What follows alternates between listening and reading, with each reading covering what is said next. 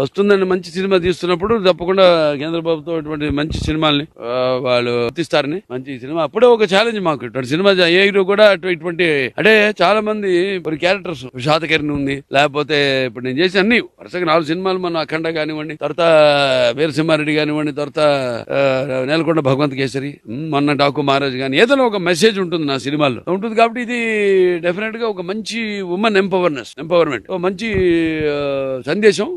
ఏదైతే తల్లిదండ్రులు కూడా బిడ్డలకు చెప్పడానికి కొన్ని అడ్డంకులు, లేకపోతే పిల్లలే తల్లిదండ్రులు చెప్పడానికి ఒక భయం, అటువంటి తరుణంలో సినిమా రావడం కనువిప్పు కలిగించింది అందరికి. పిల్లలకు గాని తల్లిదండ్రులకు గాని వాళ్ళ బాధ్యత, వాళ్ళే తీసుకెళ్లి సినిమా పిల్లలు చూపించి ఎంతో ఒక చైతన్యం తీసుకురావడం జరిగింది. చూస్తున్నాం మన సమాజంలో ఎన్నో జరుగుతున్నాయి. ఎంతో మంది ఇప్పుడు క్యాన్సర్ ఉంది, మా క్యాన్సర్ హాస్పిటల్ ఉంది. చాలా మంది కూడా ఇప్పుడు బ్రెస్ట్ క్యాన్సర్, ఇవన్నీ ఏంటంటే కొంచెం ఖర్చుతో అలాగే సిగ్గుతో వీటన్నిటితో కూడుకున్నాం. ఎందుకంటే సెల్ఫ్ ఎగ్జామినేషన్ ఇవన్నీ మేము క్యాంప్స్ నిర్వహిస్తుంటాం, సిఎంఈ క్యాంప్స్ పెడుతుంటాం. సో 2 మొబైల్ క్లినిక్స్ ఉన్నాయి మన దేశంలోనే. ఒకే ఒక క్యాన్సర్ హాస్పిటల్ ఏదైతే మొబైల్ క్లినిక్ లో మనకి మెమోగ్రఫీ ఉంది, బ్రెస్ట్ క్యాన్సర్ స్క్రీనింగ్, అలాగే ఎక్స్రే ఉంది, అల్ట్రాసౌండ్ ఉంది. ఇప్పుడు 3వది కూడా ఇప్పుడు స్టార్ట్ చేయబోతున్నాం, 3వ మొబైల్ క్యాంప్ కూడా. అంటే జనంలో బాగా ఒక అవగాహన తీసుకురావడం కోసం, అవగాహనతో పాటు వాళ్ళు ఒక ధైర్యం ఉంది. మాకు ఒక బసవతారకం క్యాన్సర్ హాస్పిటల్ ఉంది. ఇప్పటికే మంచి బ్రాండ్ మనం. ఇవాళ దేశంలోనే ఎన్నో అవార్డులు పొందాం మనం జాతీయ స్థాయిలో. కొన్ని విషయాల్లో మేము పాటిస్తున్న ఈ రూల్స్ ని వాటిని పరిగణనలోకి తీసుకోమని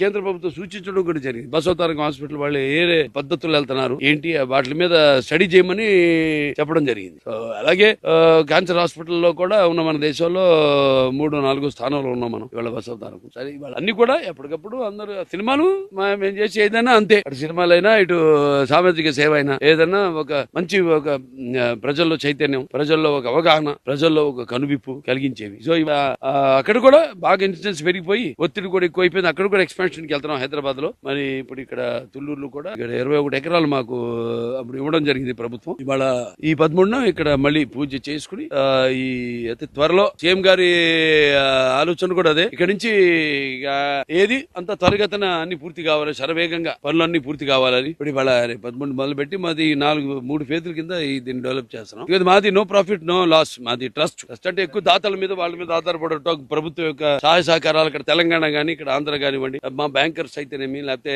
ప్రైవేట్ అండ్ వీళ్ళు సెక్టర్స్ పబ్లిక్ పారిశ్రామికవేత్తలు కానివ్వండి, వీళ్ళందరి సహాయ సహకారాలతో ఇంతవరకు ఆసుపత్రి హైదరాబాద్ లో ఈ స్థాయికి చేరగలిగాం. భారతదేశంలోనే ఒక one of the top cancer hospitals. సినిమాలు కూడా ఏదన్నా ఇప్పుడు మనం జనంతో టచ్ లో ఉంటానే ఉంటాం. సేవా కార్యక్రమంలో అలా సందేశం అన్ని కలగలుపు మొత్తం ఈ సినిమాని గుర్తించినందుకు తెలుగు మన